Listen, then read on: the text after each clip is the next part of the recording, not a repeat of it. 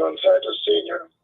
is the only person among the many callers to this and the other talk show programs in the Virgin Islands dealing with reality by necessity. I am forced to say that throughout my appearances on this program, unlike many others, I have avoided the political diatribe that is so prevalent on this stage.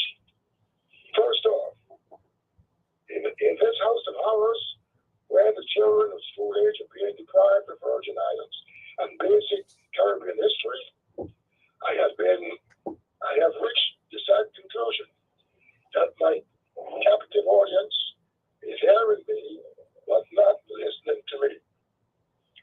Vividly, I recall reading to page 78 of opinion number 81-1434 of the Third Circuit Court of Appeals, the following, quote, "Our review of the record convinces us that Monsanto's letter writing concern issues of public importance," unquote. Change, as we all know by now, is a law of life. We also know that the rule of law has been ignored in the Virgin Islands ever since the laws were enacted by the people in whom the authority is vested. Among the masses of the Virgin Islands comes the unanimous decision that one rotten apple in a barrel of apples spoils the whole barrel of apples. That being the case, and of the knowledge that because of its refusal to operate its activities pursuant to the merit theory of taxation, the Bureau of Internal Revenue became the rotten apple in the barrel, causing all the other agencies with which they are called upon to collaborate rotten. In calendar year 2007, Judge Stanley Bergman, in making an analysis of jail improvements, issued the following statement, quote, "Governor Young must be given the opportunity to succeed where his four predecessors have failed," unquote. The judge's statement appeared to be aimed directly at Governors Juan Louis, Alexander Farrelly, Roy Snyder, and Charles Turnbull, who all turned a blind eye to the problems at the jail. As I speak, and as you are no doubt aware, we have a number of sentimental fools and apathetic people who have ignored completely the few words emanating from the judge's mouth. They have continued singing the praises of the same predecessors whose programs the young extended, oblivious of the fact that started with Melvin Evans and continued in the line of succession up to John DeYoung, we have continued to do the same things over and over again while expecting different results. We continue to forget that we are operating under the same governmental system, which, according to Governor Alexander Farrelly, is often in violation of law. It is true that Judge Bergman was referring to conditions of the jail when he issued a statement, but at the same time, he may have been alluding to the fact that Evans, Louis, Farrelly, and Charles Turnbull, who are all two-term governors, have been in a pretty good position to introduce innovations into our antiquated governmental system. But let's switch gears here. We are now in the year 2025, and nothing has changed. The judge's statement notwithstanding, given the chance in his first term, 2007 to 2011, to do what his predecessors had failed to do, for whatever the reason,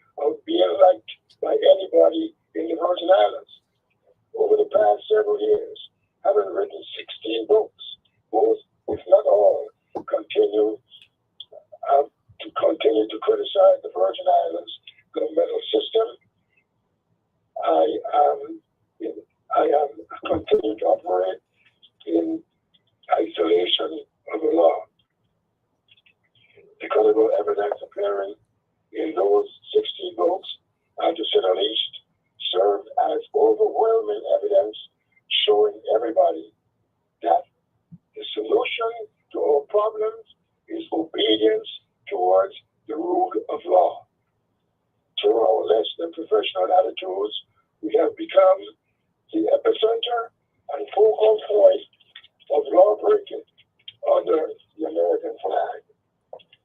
Your opinion, number 31-1434 of the Third Circuit Court of Appeals. You may recall 3 sitting judges ruled that Liston B. Monsanto Sr. had defeated the law-breaking governmental system of the Virgin Islands.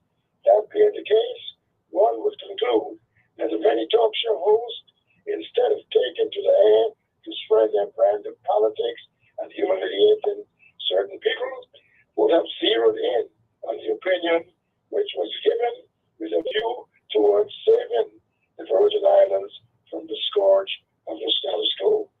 After all, they know that the common people making up the masses in the Virgin Islands do not read, and therefore would have to be told by people such as talk show hosts in a position to do so, that there is only one of 2 ways of doing a thing. The wrong way, as is the case in the Virgin Islands, or the right way, as told by the legendary Liston B. Monsanto Sr. and sanctioned by the Third Circuit Court of Appeals. Rumbling in politics, as we are, nobody, including the various talk show hosts, wants to talk about opinion number 81-1434 of the Third Circuit Court of Appeals, which essentially allows us to bring in a new day in the Virgin Islands. Stop asking what the islands can do for you. By now, many talk show hosts should know that they are not free from blame. Joint winners, Abraham Lincoln, Moses Bono Gottlieb, and Liston B. Monsanto Sr. They are the vanguard.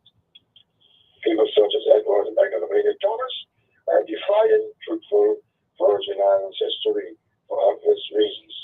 They do not want their unsavory reputations and shady avariciousness to be exposed to the public. And now, if I had a room jammed with trophies, awards, and citations, and a child of mine came to me into that room and asked what I had done in defense of black people and decent whites fighting for freedom, and I had to tell that child that I had been timid, I would have to mark a total failure in the whole business of living. Jackie Robinson. And now, Mr. Goldman, I ask that you ask Mr. Nibbs to call 340 0323. Okay. Yes. Hold on. I need to just keep speaking. I need to get a pen. Okay. Mm-hmm. Yes, I was saying, and now as I speak, I'm asking you to ask Mr. Nibbs to call me at 340-201-8323. If I have to repeat it, I'll do so for your sake. Yes. Yes. I need you to repeat that number for me, please. 340 201 8323. Okay. Very good. Okay. And thank you very much for your time. Much appreciated.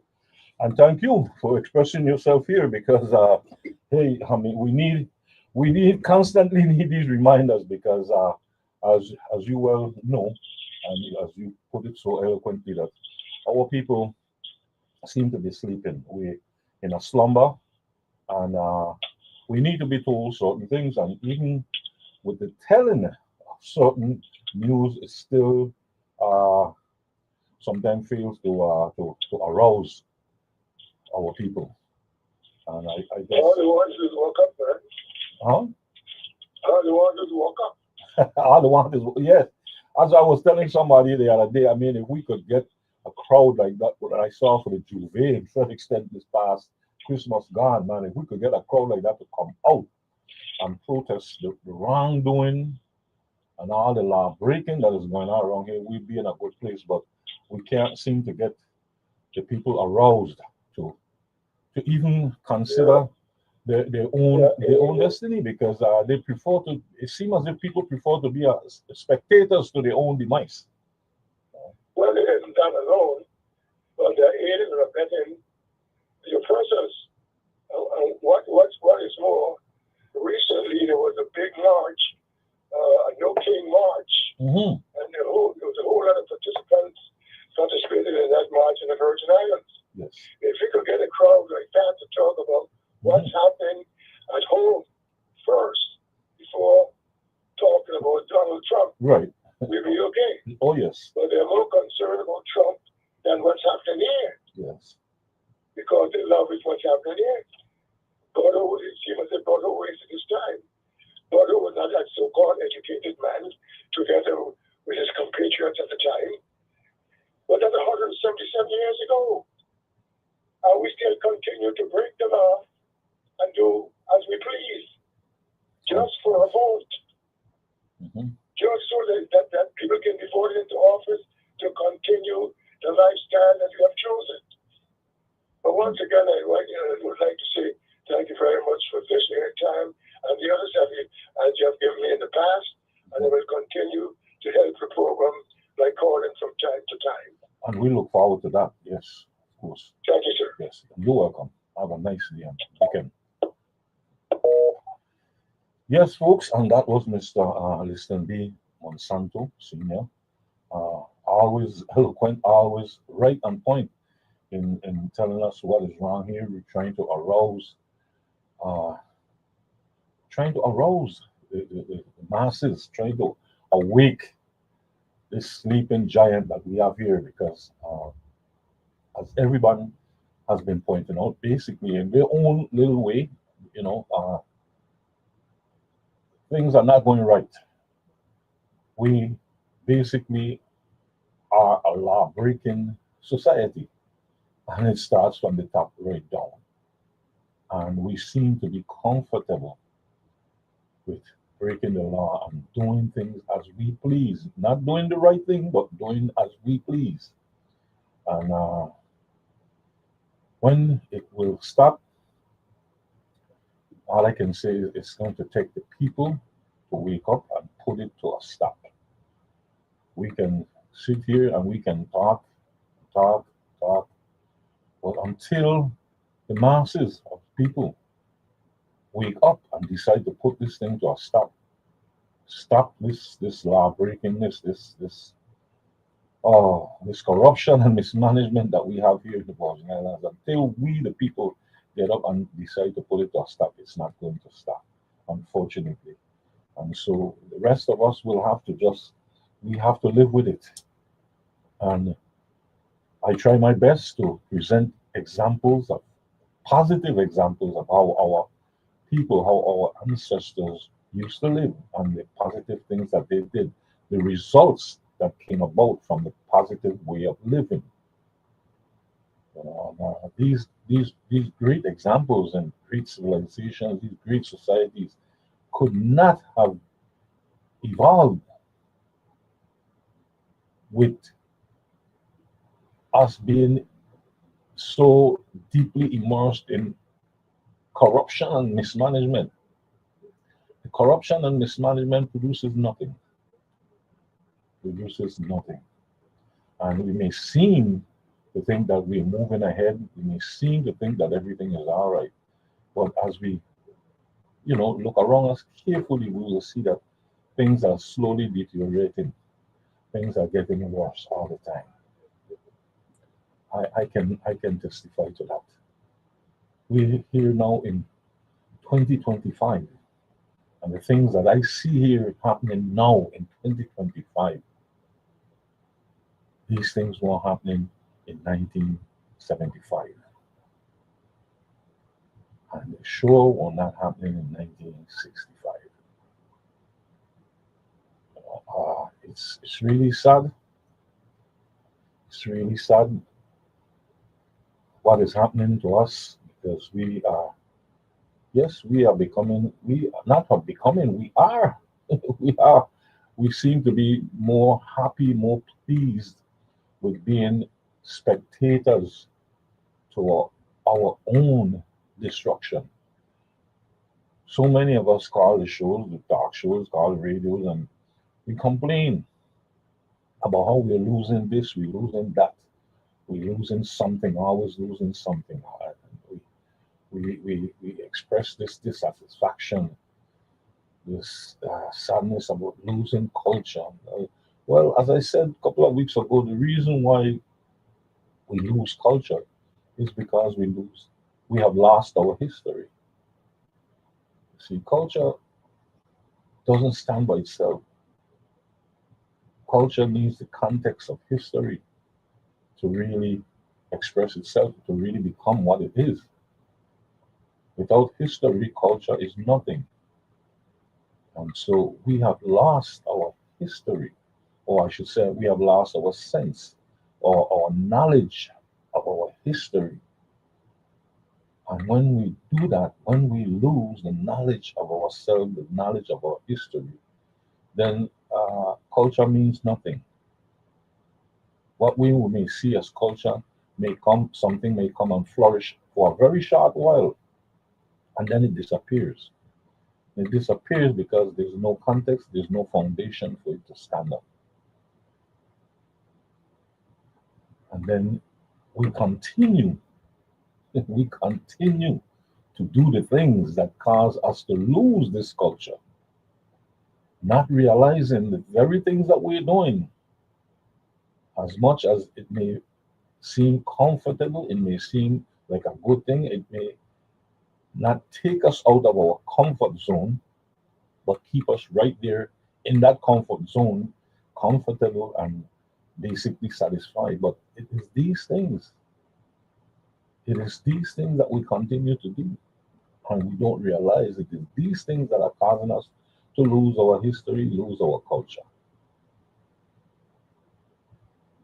Until we realize that, nothing is going to change.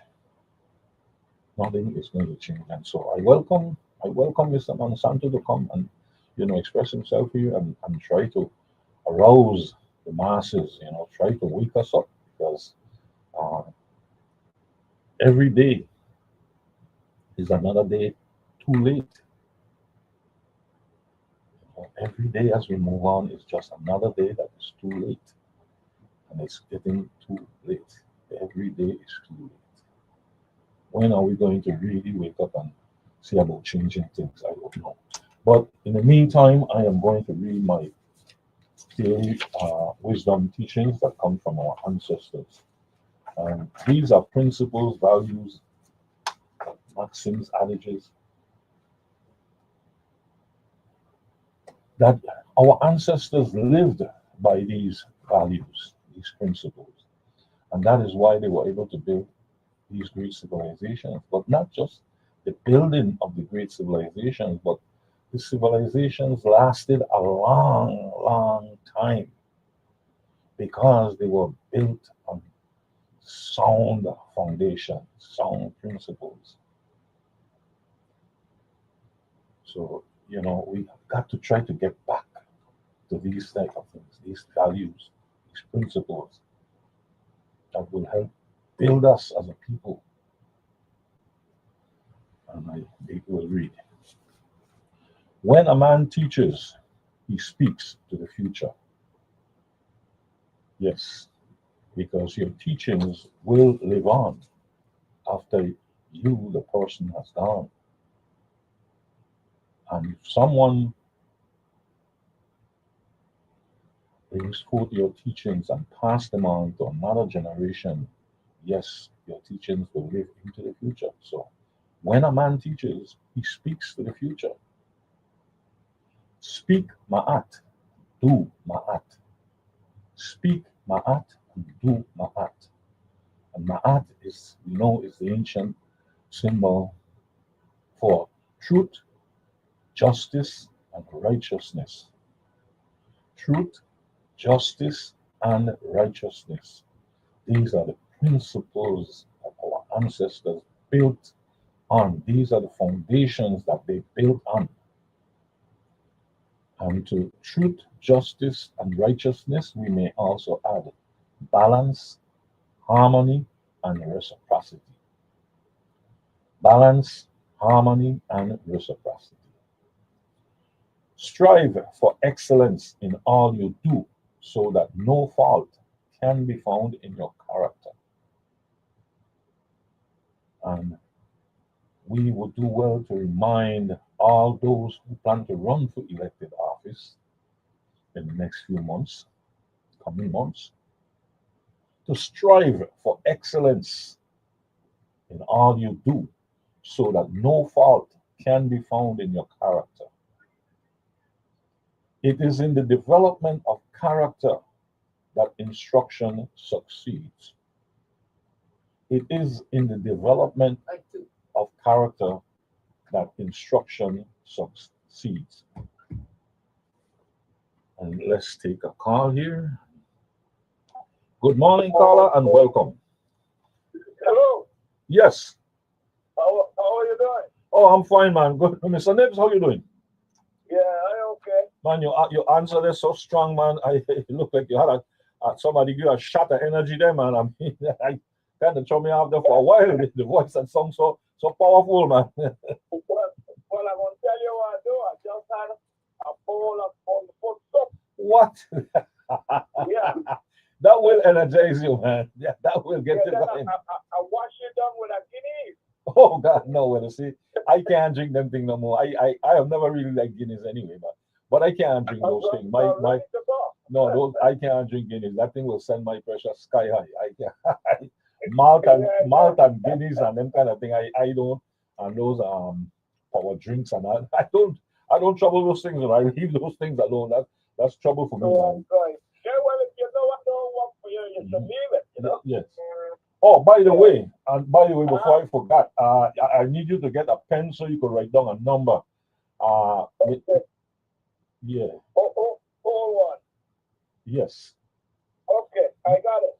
Yes. And this is from Mr. Monsanto, Mr. Liston Monsanto. He wants you. From Liston? Yes, he wants you to give him a call.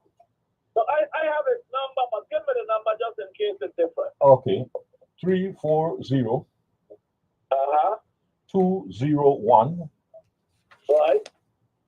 8323. That's eight what? 83 23 and 23. Yes, 83. 23 23. Yes, 8323. Yes. Yeah, I got that number for him. I'll check it and see if that's the same one. But I'll give him a call, man. That's Mr. Mamero, big brother. Yes, man. I don't know if you heard him, but we had him. He was on here this morning, first thing this morning, man. No, I had called him earlier, but they were just playing some music at the time, so I went to listen to something else. Yeah. I was a little late. Yes. Mm-hmm. Yeah, so I didn't hear him. You know, but I'll call him. Yes, man. But anyway, always nice to hear from you, and always nice to hear from Mr. Santo too, man.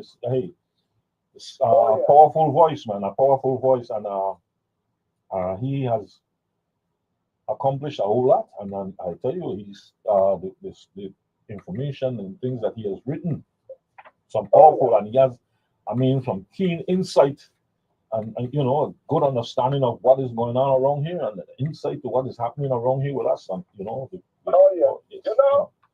I put him in the class of Brian. When I say I put him in the class, all of them are of the same, where they're not afraid to speak out against wrong. Right. You see? Right. Mm-hmm. And I used to tell God that hopefully he is doing it, or maybe you would have his children work on it. I said, boss, you got to write up. You got to put these things in writing. You're talking about a wealth of knowledge. You see? Mm-hmm. So I know he's not doing too well health-wise. And I say, no, I have heard. Mm-hmm. I truly don't know. I haven't spoken to him. Right. But I continue to pray for him, and I continue to big him up. Yes, because a lot that I learned about government, particularly the first branch of government, was because of the leader. Well, I'll tell you, he has brought about. And I like myself, mm-hmm. and he was the majority leader when not Cyril call him a name now. When Gordon Brown was president. Yes. I think that was in the And at that time, of course, the leadership rounded out with myself being the executive director of the legislature. And back then, we made a lot of changes to the building. I mean, we would credit the party leader and structure of the ITM party in upgrading the legislature, building just for the legal, what do you call it, legal entity of the legislature, and the archive, and the Lexus Nexus, and the elevator. Yes, those things were done under act. The Democrats were never all the years before us and say, but in that short period of time on ITM leadership in the legislature, the fact that we were stewards, we got things done because we wasn't talking. Oh, and I almost forgot that this was board doing. We computerized the senator's records. Before then, there were a lot of writing and erasing and fudging. We computerized the system of record keeping in the legislature, for which I'm eternally grateful and pleased that I was a part of it. Mr. Nibs, unfortunately, we are at the top of the hour. You want to hold for a minute? Listen. I tell you the truth, I don't know where this time does go, Mr. I don't know where the race go, but yes, yes. But you could hold for us a minute there. Yes, I'll hold on. Oh. Yes, folks, we need to pay homage to our sponsors and make some money for the station, and we will be right back. wstx, Christiansted, Fredericksted, and the Virgin Islands. Caribbean Cooling Company has been a household name on St. Croix for over 40 years because of low prices on installation, parts, and professional and detailed attention to service and maintenance of all makes and models.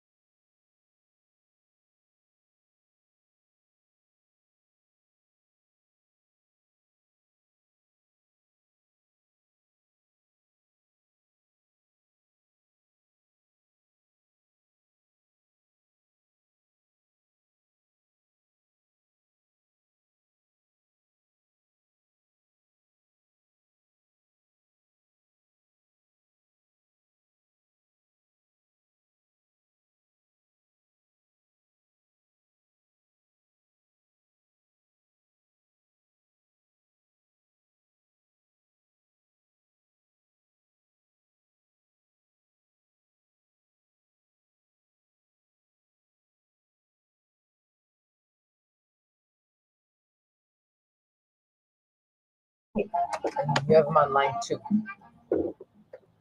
Yes, Mr. Nibs, good morning. You still there? Yes, man, of course. Yes, okay, good, good. Yeah, I was going to come with something, but I'll come with that later. Let me just go to this because somebody just sent me a note that reminded me. You are following, I am sure, the big scandal in the NBA. Oh yes, I'm not really following it, but I heard about it. You know, I heard about it. Yes.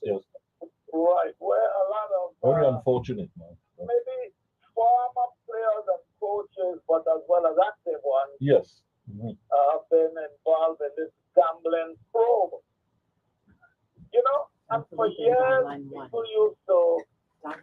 database on line 1. So you want would to have talk to about the say, weather. So that game was set up, man. That game was set up. Because these guys are gambling and they're really what we used to call the fraud again. Yeah. I was looking this for the morning into some tapes that someone sent me.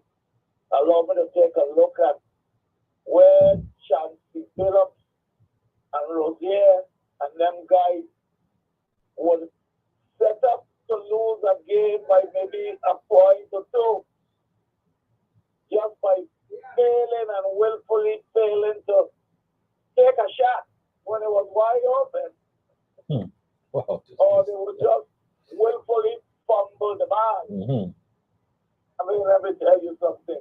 You know, it just goes to show, Mikey, in every Jesus thing, there is worthlessness. Unfortunately, yes. In a lot of things, yes.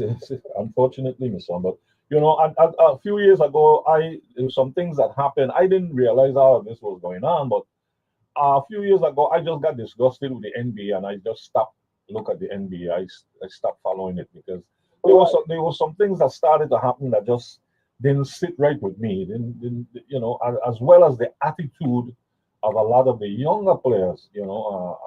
Right. A lot of things just didn't sit well with me, and so in a way, I was a little surprised to hear this happening. But then in another way, I wasn't too surprised because I can understand what you mean. because I mean, especially with how some of the games are played and things that happen, like for example, when you get down to the playoffs, you notice a lot of these playoffs sometimes go the full 7 games, man. Right. And I figured to myself sometimes that's done intentionally, and not for the players, but that's for the owners, so that they and the management view, so they could make their money. The stadiums and all the other additives along with it, the concession and everybody else, they need to make their money too, Mr. But there were just a whole lot of things that just didn't sit well with me with the NBA. And I used to really like the NBA, back in the day, but some things that just didn't sit well with me. I didn't know what was happening, but it was just a gut feeling thing that I didn't feel right, and so I just stopped with it. I just stopped look at it and really stopped being involved with it and watch that. And now when I hear all this thing yesterday, I said, well, you know, and it was kind of hard to believe that these fellows would be involved in that, because I mean, here it is now. Billups, he was just made a head coach, and as you know, there's so few black head coaches in the NBA, Right. But you look at these guys, some of them who look like they are federated. You would figure their name would call them first. The last year in draft, yes, there's a lot of names to be called. Right. Mm-hmm. And but the quiet fellows and going around and seems to be playing the sport for the love of the sport. Okay. But then they're already making millions. Yeah. And on top of this gambling thing, they're making more millions. Oh yeah. Yeah, my son. I don't know. They want more and more, my son. Everybody want more. They say money makes the man run. If you don't put money on the man, he ain't running. Yeah, so anyway, we will see what happens with that. So yeah, man. I'll go and come back. Okay. Let me hang up now and call this stuff. All right. Okay. Good. Yeah. Okay. All right. Right.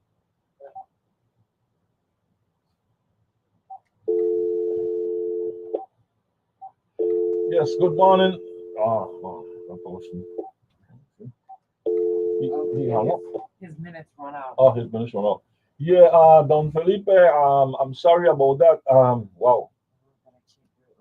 I'm sorry about that, but He hopefully wanted to give you a weather report. hopefully you will call back. Yes, hopefully you'll call back. But yeah, hey, Mr. Well, that NBA scandal thing, I leave that to them up there. I don't even really, I'm not really concerned about it. I saw the news and listened to a little bit of it, but I'm not getting involved in that because I had already given up on the NBA now for about the past 3 years or so, 3 to 4 years. I'd really given up on them. I wasn't too much interested in the NBA anymore. So but it's a shame. It's a shame to see what's happening now. And again, let me continue with reading on my maxims here because I mean, they apply. You know, these are things, values, principles to live by. Yeah. I have Don Felipe this way Uh-huh. on my phone. You can talk like this. Okay. Okay, go ahead. Okay, Don Felipe, morning, how you doing, man? Sorry about that. Yeah, no problem. And I just want to give you a report of the weather Uh-huh. down here in the Dominican Republic. Well, I think Okay. I think I saw something where a hurricane was pretty close up to that side or something like that. Some kind of weather. Well, what happened? It's been stopped for the past couple of days now north of Venezuela Oh, and in okay. between Haiti and the Dominican, Jamaica too. Uh-huh. They get in the rain. But now this thing will start to do a little bend to the north, to the right, so like bend back to go back east. And then to come over Haiti and the Dominican Republic. But for the past almost 5 days now, we've been getting rain. Wow. And I mean rain. Yeah. Well, we've been getting It some takes rain here all- too, but not a whole lot like that. But we've been getting some rain usually for the morning, So, yeah, really short. Okay, you haven't been in touch with people in St. Croix. Yeah. But it took no us 40 days and 40 nights of flooding, right? Right. Yes. It's about the 5 days of rain we've been getting down here. What will make Noah's rain look like a joke? Hmm. I just feel it humorous. But then, not only that, then we take for it until next week. It's steady rain. Wow. I sent Jennifer a video at the tourist area. That's not too far away from Christopher Columbus Park, Uh-huh. a tourism area, a place they call a zona colonial. Okay. And but I hope you say when they turn right and start driving east, it don't reach the ground because it is packing rain, and I mean rain, brother man. So I Well- said, let me get it. well- Yeah, that rain should be good for your agriculture down there, though. I mean, if it's not too much to the point where it's going to flood and wash away crops and all this kind of thing. Man, let me tell you something, brother man. It's washing away everything in this part, brother. Rivers, bubbling. Oh, rivers overflowing and things. Yeah. Yep, man. Wow. Neighborhoods. Some Wow. one or two bridges up in the mountain get washed away. Oh, wow. Brother man, let me tell you something. That is not happening in St. Croix because if you had WhatsApp, you don't talk about this WhatsApp thing already. I'm hitting Jennifer, so I will be hitting Jennifer with some videos. And so right now, watching a station, TV station, all they talking about is the weather. Yeah. Wow. And they going to the neighborhood, like all over the capital, brother. Flood, gathered. But the funniest thing, right? I just left the border by Haiti yesterday, and no rain up there. Well, Yeah, I got a town they call Dahabong. so I used to live up in that. No rain, and then up by Punta Cana, no rain. It's just starting more like on the south of San Pedro, all the way to Haiti and the southwest coast.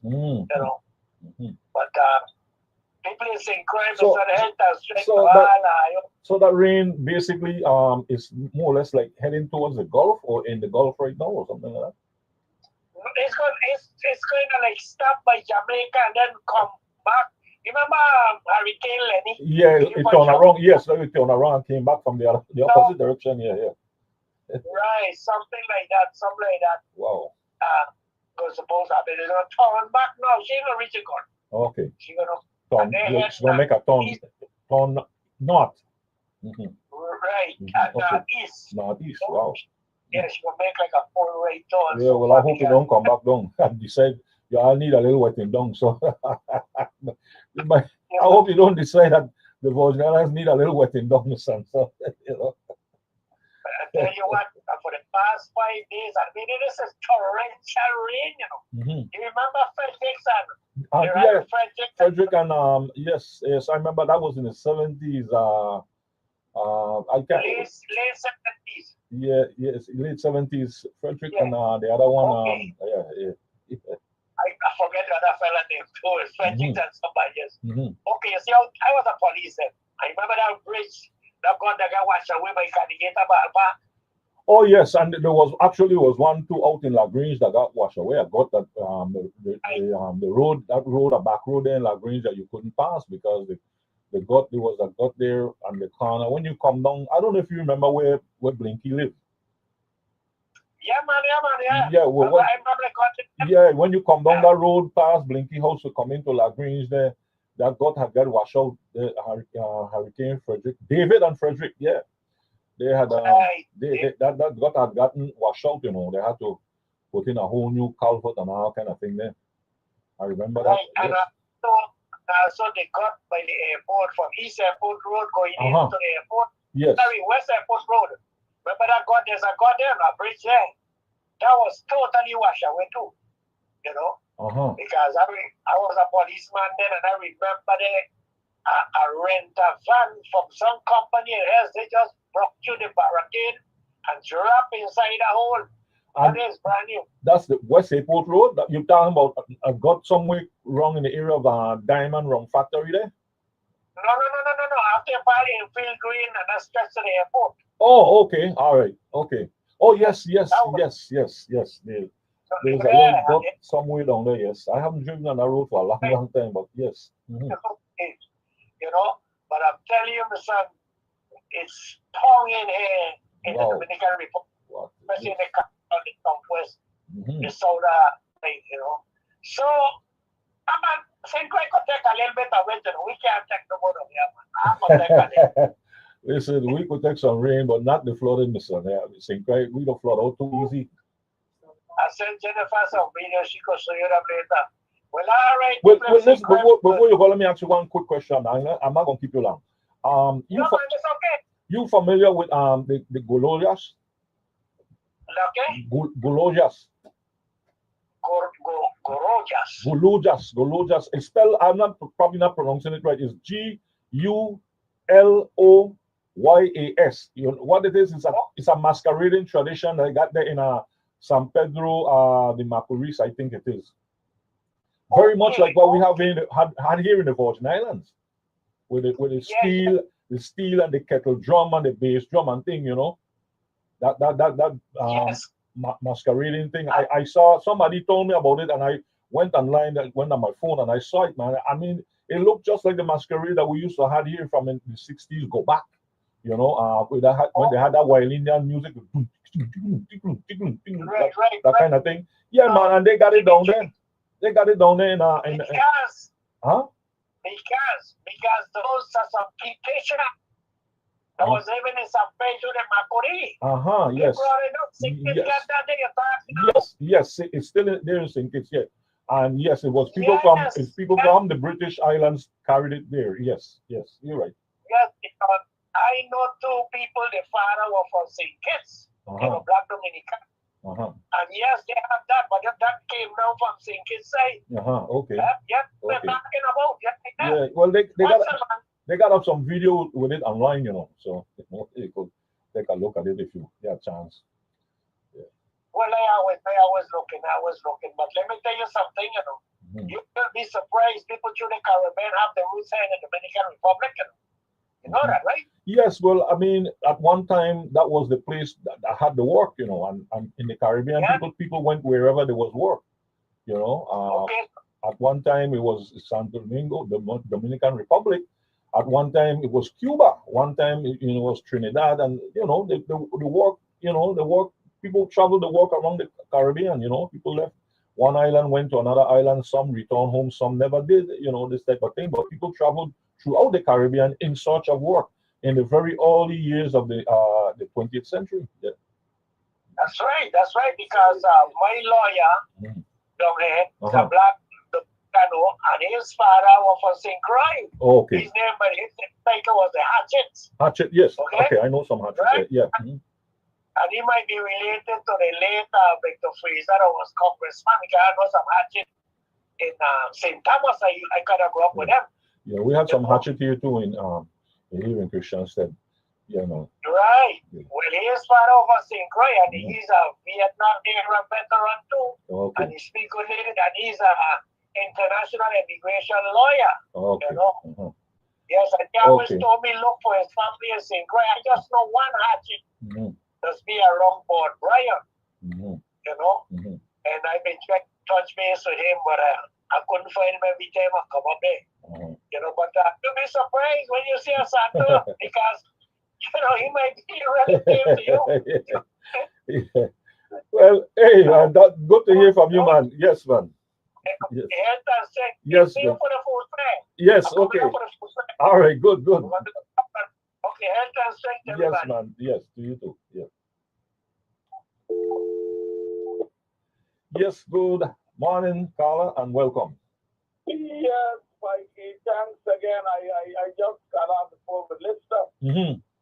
Yes, and we were able, of course, to both of us being from Savan. And as you always hear me say, I always think it's Sabanero. Yes, Sabanero. Yes. And no, some information we were discussing and going back in the day. Right. Even when he served in the Bureau of Internal Revenue. Okay. And of course, he probably served more years in government than I did. I served 28 years and 7 months. I'm sure Lister probably did maybe at least 30, if not more. But to be back then, when even now too, he was a classified employee of the government. And unlike myself, I was a political appointee. From all positions that I have in government, whether it was WAPA, local housing, federal housing, and well, of course, even with the House of Representatives. But you know, we were like cut from the same piece of cloth, so to speak, because we're not going to put up with foolishness. And it is useless, you would say to me, or even to him, and even to Paul Bryan, that you know he's the governor. So you are the governor, so what? If you're doing wrong, they'll tell you you're doing wrong. Right. You know what I mean? And when Livingston was able to fight his situation in IRB, of course, because he was a classified employee and he was on the side of right. And he pointed out that he was able then to bring to the fore a lot of the foolishness they were doing. And like myself, I was appointed by governors, and with a caveat, if that's what I could call it, of I served at their pleasure. So it was their pleasure to tell me go home. As Faraday did, none of the other side said to tell me go home besides Faraday, because he could not get me to change my registration from ICM to Democrat. He was a good man. Yes, I know I got it. But I will remain an ICM, and I'm still up. I'm still over 18 years, and that's a far away from 80. Yeah, I think that party needs to be revived and we tried it, but then I don't know. We tried it, but I wasn't even going to that. It's about that. They were looking to overwork one or two people like myself with getting it restarted, and it can't work like that. You can't kill two people because they like to work. We got to get others involved.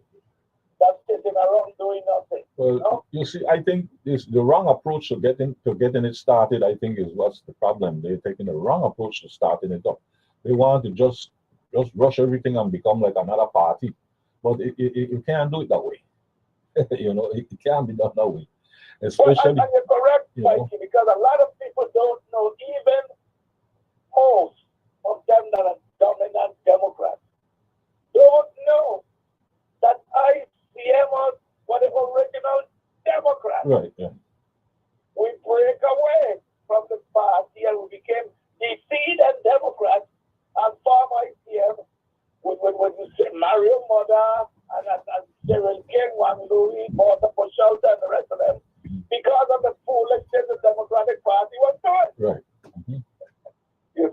Mhm. They were in that thing for self, most of them. Mhm.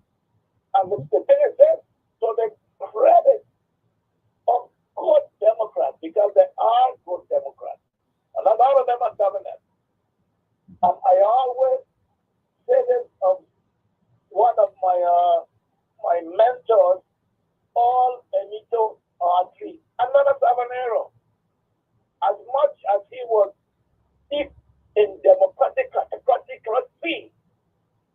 he was a people's person, and he knows how to get the movers and shakers to do things, to get the Kimmelman and the Paiwanskis and them to do this. And thank God for him, we got places like Mambiju and Tutu. Mhm. That's homes for black people. Otherwise, we might have still been in the situation that we were. As much as they claimed he was a strong Democrat, he was strong, but for the people. You see, it makes a difference. When you get in these positions, you are in there to serve. Yes. You cannot tell some of them that today. But that's what the position is. That's what government work is. That's what government work is. You're a civil servant. Of course. You know. But so you can't tell them that their head down 12 big. You can't get down a polo shut over their head. It's okay. See, and you see, it's all a matter of just words in a way, and to a certain extent, the concept too. But you see, here in the Voinas, we have been so weaned and we've been so brought up on this thing, government work, government job, government this, government, and we forget the part of it. The other part of it is, yes, the government work, but you're technically a civil servant. That's what government service is. You're a civil servant, and it means that it don't mean that you're hand and foot like a servant running around, and no. It means that you're serving the people. You work in the interest of the best, interest of the people. Like I heard somebody say something the other day, and it made a strong impression. It made a good point there, where this person said that they have heard politicians over and over for years saying, I voted my conscience, I did this by voting my conscience, but the person said, yeah, well, I don't want your conscience, I want what is right. I want you to vote for what is right. Don't vote your conscience, vote for what is right. And I perfectly agree with that, All right, and you see a lot of them when they say this thing of vote conscience, what they're leaving out and they're telling us is they vote because the fellow down the street with money to show them $10,000. That's the conscience. That's the conscience. Yeah. But you see, I mean, the thing is this, like I say again, and I'll close with this. If you decide to go in positions in government, then the only thing I could see you going in there to do is to work on behalf of the people. Mm-hmm. I will not say that I had a chance. You could go in there and get rich. Yes. Because there's money passing left and right. But if you know to turn that down and let them go for nothing, let me tell you something. Me ain't coming here to be no cabal. I come in here to work for Mary, who need a house, and for the other fellow who need a light bill drop. Me ain't here for no heap of jumping in. So, whereas back in the day, a guy like Williston, I'm sure the time that he left government, if he made $50,000 a year, he made a lot. I got to about 65,000 when I was in WAPA for doing $1 million times more than the CEO doing now, making $500,000. Mm-hmm. So apparently that's how we like it. Yes, sir. Mm-hmm. The next fellow, the better be ready to pay $5 million. Because he ain't going back down. He will start at the half and going up. That's the problem with that here in the We just see what happens. Anyway, I'll come back if I get a chance. Yes, man. And well, before you go, I'm gonna let you know something right now. Okay. If we will, I'm going to be out after today. going to be out for the Okay. next few weeks or so. I got some Okay. some business here to attend to, so I'll be out from the So show who here. will sit in your spot? I don't know. I don't think I have. I wasn't able to get anybody. Tell brother Mm. R, bring his tail back. But well, I'm sure he'll be coming back. I'll be coming back too. But I got Yeah, about I know, I know. 2 or 3 weeks or so. Yeah.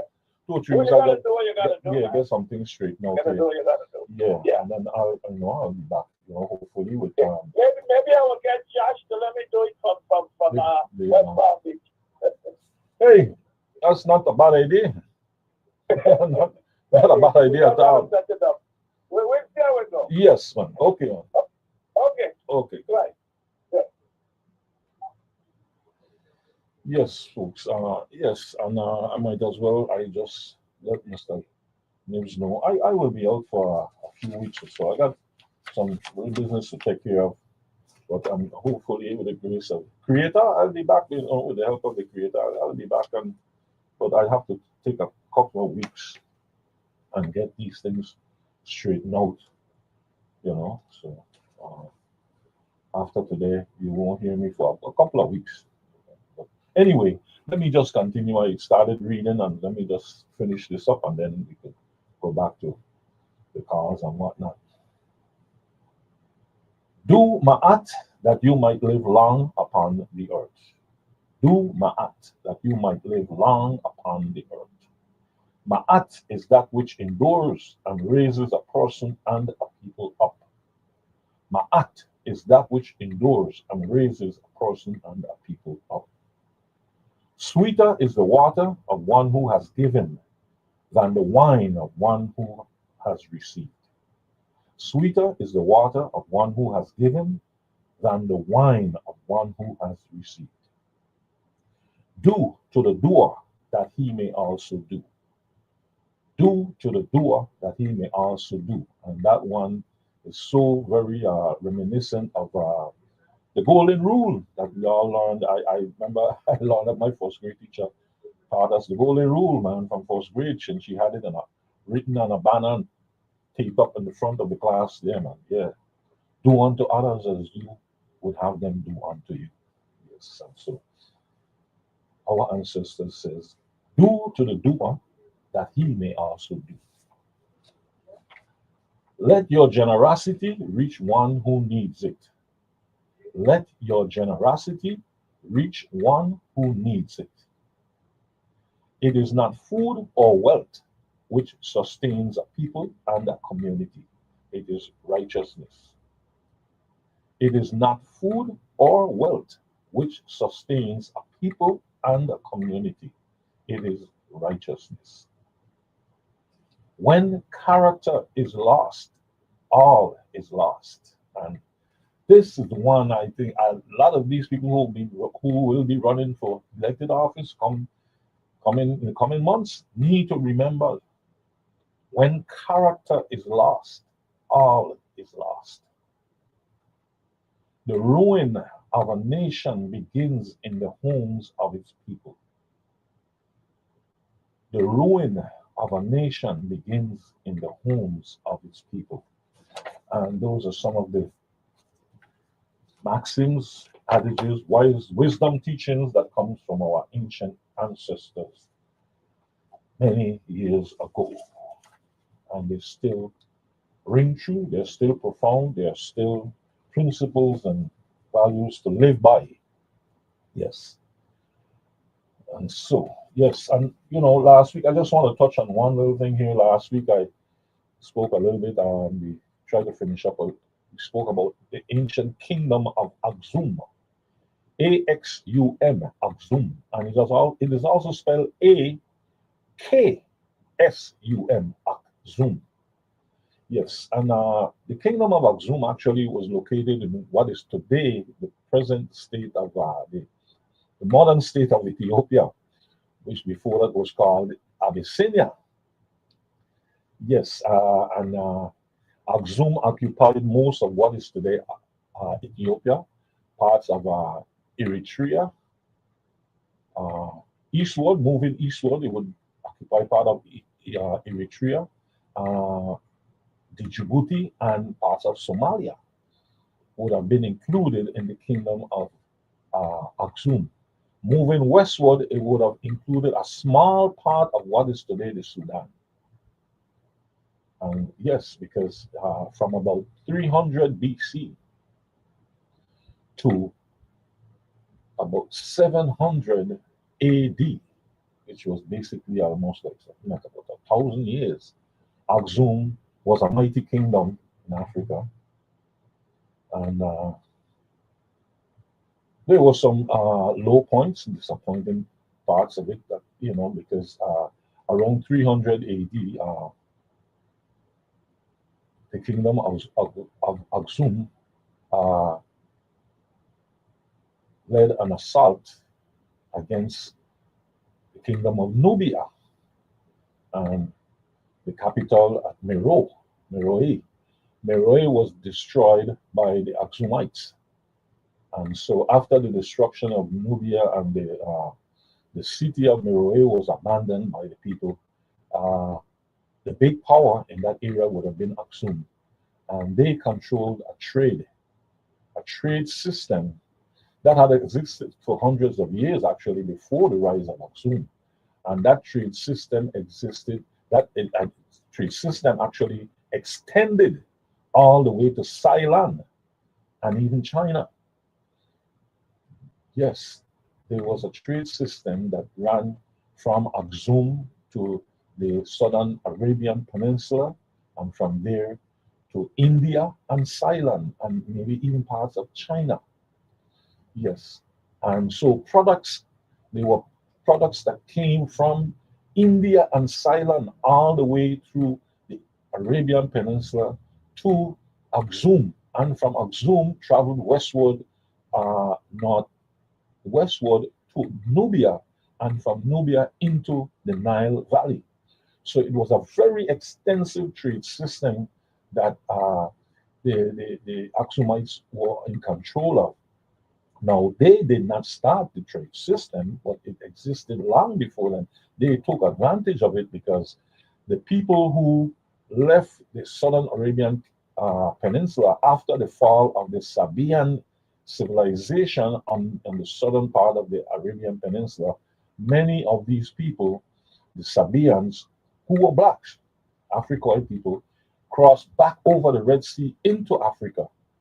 And many of them settled in the area of what is today Somalia, Eritrea, present-day Ethiopia. And they settled mainly along the trade route that had existed for hundreds of years. And because they settled around that trade route and they developed a whole a country around that trade route, they became very prosperous. They became very wealthy because of that trade system. And that trade system is actually what allowed for Aksum to become a mighty kingdom. Because and then especially after they defeated the Nubians, the Kushites, they now were in control in that entire area. They controlled the entire trade system. It made them a very wealthy kingdom. And it was a kingdom that basically ruled the whole area for about 1,000 years. And as again I said, it became very wealthy. You had products traveling from the Nile Valley into Nubia, into Aksum, and from Aksum over to the Arabian Peninsula, from there all the way over to Ceylon and India, and then products coming back from Ceylon and India back into Africa. Very extensive trade system, and my listeners, you can go and read about it.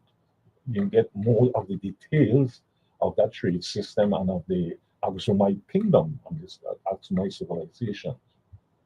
The Aksumites were basically a mixed race people. They were Africoid people, but these were people who had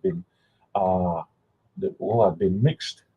They were the product of an interracial mixture that had taken place on the Arabian continent, Arabian Peninsula, that was known as Seba or Sheba in some historical documents. It's known as Sheba. In others, it's Seba.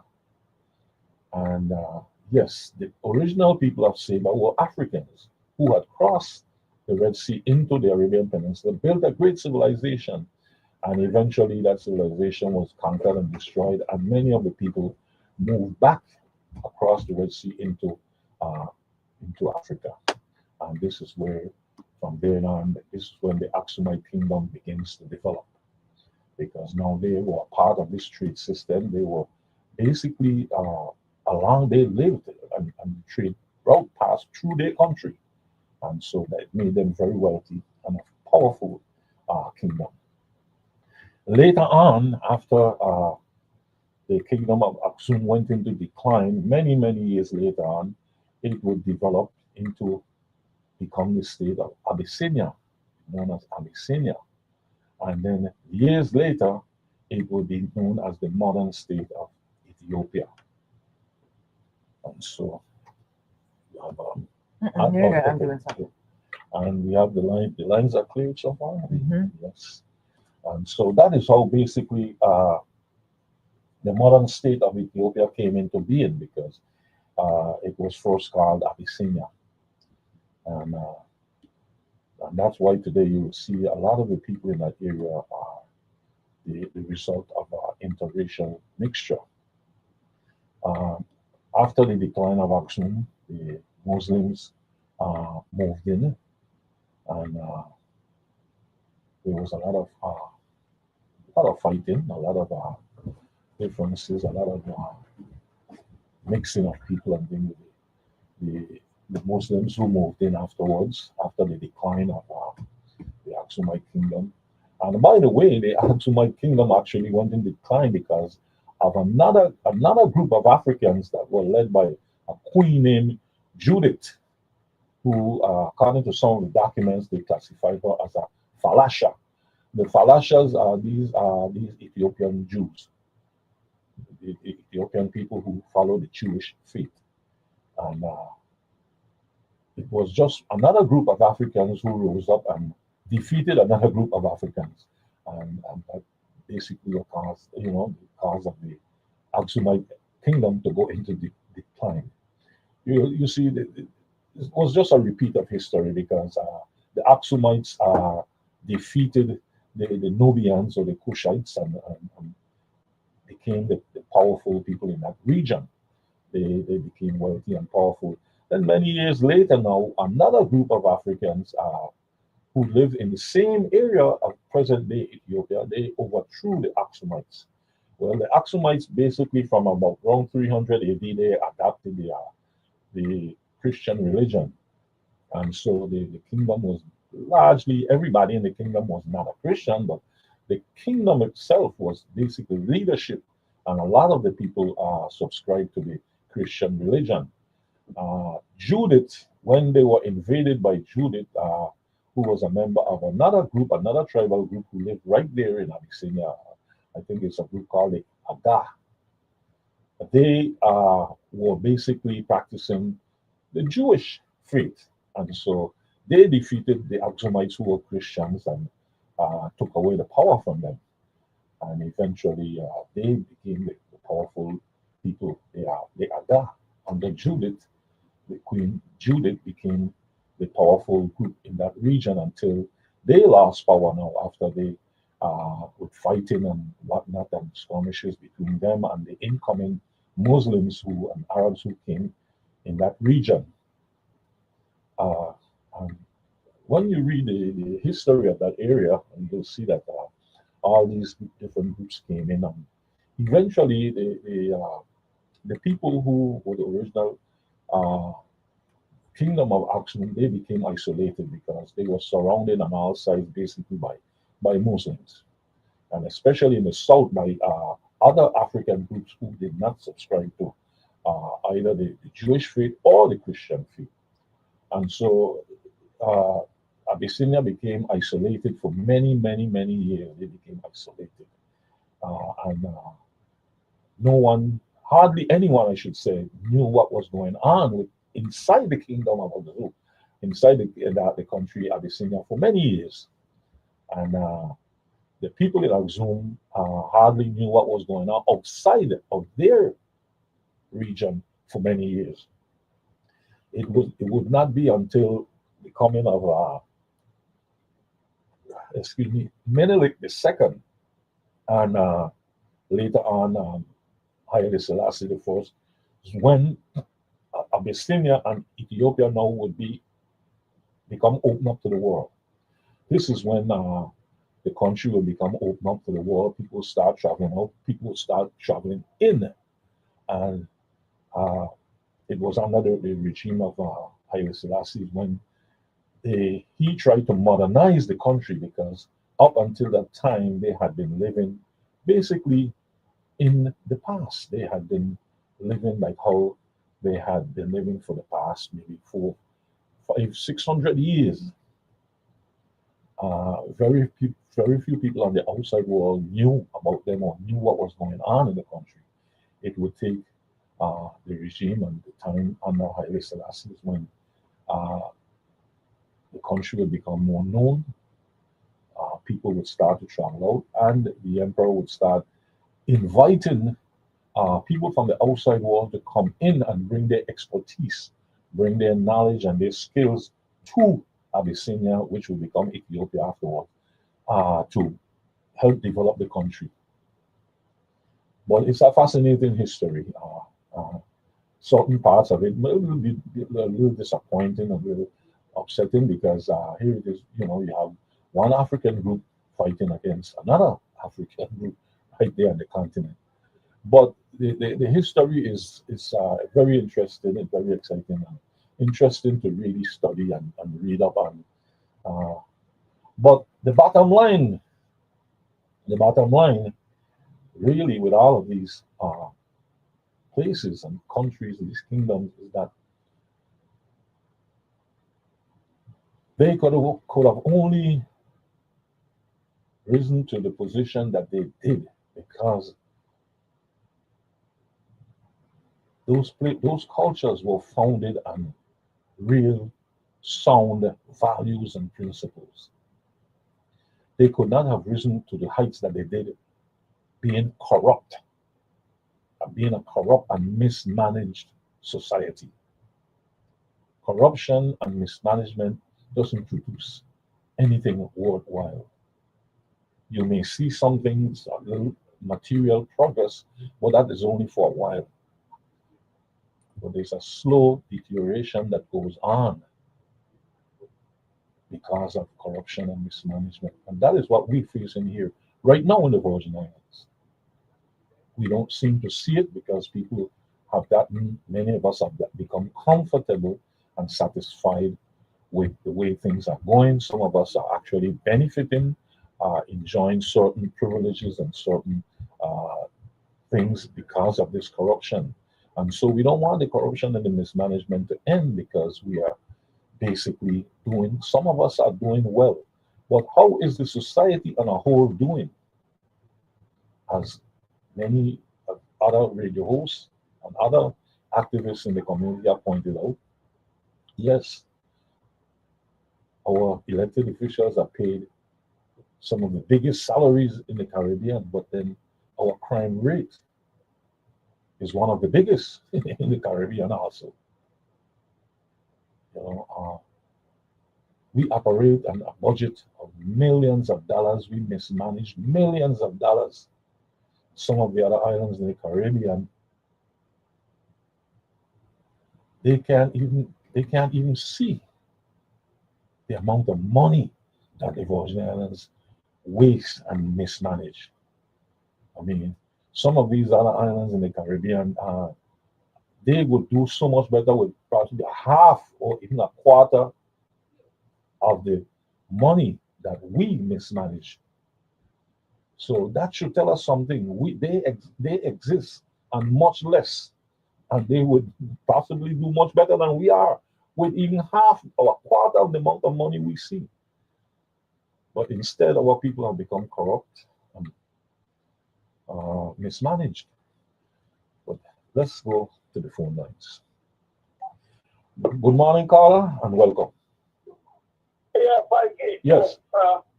Since we mentioned that you'll be gone for a couple of weeks, I need to finish on your show, and I know your time is soon fast spent. It has to do with the education or non-educating about youth. Uh-huh. Now, there are a number of people that get themselves or they get the people to vote for them to go on board commissions and whatever else not. Mm-hmm. But it's not all of them that goes and leaves things for righteousness' sake or to help the children with their education. A lot of them goes on these boards for the stipend, Mm-hmm. additional income, Right. and as well as trips Mm-hmm. just to the far flung corners of the world. And I would believe there are some, and I would believe there are some who go there just to be a hindrance to progress. Oh yes, you're right with that. And I was discussing this same thing with Mary yesterday, and I had to beg her because I said she'd been on that board of education before. She saw what they did to her. I mean, when you gonna tell me I, as a member of a board of education, cannot go on a school campus to look around, which is part of my duty. But this is the way they see you as a person looking out for the people as you're supposed to do. They see you as a rabble-rouser and a troublemaker because you're upsetting apple care. Mm-hmm. You see? So I said, I don't know. I said, you got a lot of cojones. They did it as much as they can to put the voters against you. They got you out. Now you're back in there again. With some of the same people that have been there since Jesus was a boy. Mm-hmm. They've been there forever. They ain't going nowhere. And I liken that to a situation I had when I was with the Water and Power Authority, the WAPA. There came time for trips to Dubai to look at nuclear power plants. I turned down the trip. Wow, going to go stop. I can't get these little plants they got here. I'm going to look at nuclear plants for one. Well, look at this bar. But that's some of them. Especially those who by virtue of the position, which is a foolishness. There was a commissioner of housing. By virtue of his position, he was chairman of the board of WAPA. He knows nothing about housing. Nothing about WAPA. Well, that's craziness, you know. You're mad this semester. Yeah, but he going and encouraging me to come and a good trip, to be a good trip. To go to look at nuclear plants for what? Yeah. The majority or a great majority of every department and agency funding is the unnecessary trip. Even as close as the Virgin Islands is, I know, and it made no sense, a commissioner or budget director from St. Croix that lives in St. Croix travels back and forth to St. Thomas and St. Croix every Jesus Christ day, including Saturdays and Sundays. For what? Well, that's the reason. Well, you see, that's the reason why we got telephone and they got the teleconferencing and all this type of thing. I mean, there's no need for physically traveling back and forth. But again, it's the corruption and mismanagement is what allows for that to take place. You know. Let me tell you, man. Because I mean, that thing used to create unity. Well, look here, not to cut you off, right? But just look at this. Look what happened here recently. I mean, here they just finished building a hotel. I think by the West Indian Dock. That's true. Right. No, and they built that in less than a year, right? I think it was about a year, maybe less than a year. They took it and they built that, and we can't build a high school. We can't build a school. We can't build a hospital. All these things need to be fixed and can't get fixed. But a hotel went up in about less than a year, man. You know, where the money, we can't get racetrack built. We can't get the school. No schools have been built Governor Brian. Hey, I'm glad you're gone there. You know, no schools. The hospital hasn't been fixed. He said his public spokesperson came out about a month ago and said something that the governor is still committed to fixing WAPA. But that's a joke. I know that's a joke. That when he gonna fix that? Well, oh my God! There's a date called the 10th and ever, and that's when he gonna fix it. I guess the fixing what they're talking about is to sell it off completely. I guess that's what they mean. That I could see them do it. That won't take take a few minutes, but yeah. So, so like going the ground. Yeah. So that friend will buy it. Yeah. See? But you see the thing is this, and again I like to talk from experience. When I got the job at the Housing Authority as the executive director of that 99.99% federally funded agency, I, as the only ICM, the only person other than a Democrat that ever got a position, and they didn't do that because they love me, but because they know of my ability, okay, and capability. So they use that, but I didn't mind because it ended up working towards the people that needed more housing, more money for rehabilitating, more money for fixing up, more money to build new one. So I didn't mind because that's the thing I do best. However, there were the niceties that they couldn't understand why I would turn them. And I'll give you a quick example. The budget at that time, federal budget, allowed for the executive director, whoever the person was, to have 4 vehicles assigned to him. 1 in each district and a backup in each district. Now you tell me, why not? What is 4 boys need 4 vehicles for? And the one was the best thing you could do it. I don't care what the best says. I'm going to reappropriate that money to go into something else. But these are the things you're supposed to close up because it makes you look big. But walk out, a big man. Nonsense. Well, you know, that is some rehabilitation. When one vehicle run out of gas, you jump in the other one. You put it, look, just run until it run out and go in the other one. Yeah, I mean, so, hey. I have, okay, let's say for instance, on St. Thomas, the 2 on St. Thomas, the one of them right away, I moved to the chauffeur. Now, I didn't need a chauffeur. I had a chauffeur. I don't need no chauffeur. I know the road, I know where to go. So I gave the 1 unit to put it under my secretary control, and she would have the message up for him, would have pick up mail to that time. And yes, I would drive it sometimes when my vehicle, the regular one, was gone, somebody gone with it. Then I let people to use the vehicle, I don't want to mind. But they are telling to you, no, they're not my vehicle. If it has the housing authority.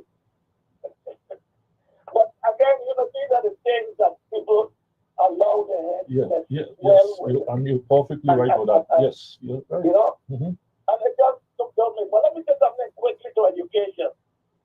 And Peggy, I know you will take note of this. As we speak in the city of Baltimore, Maryland, there is a very high percentage of chronic absenteeism. And there's a group of black folks that decide they're going to get to the root of it because, for the most part, it affects the public school system,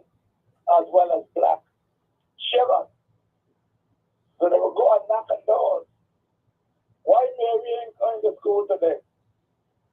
Well, all kind of reasons. Mary's sick. She got a headache. She's stressed out.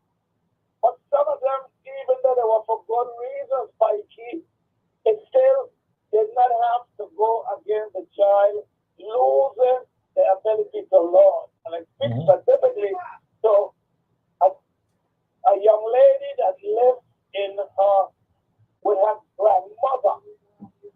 The grandmother needs a caretaker.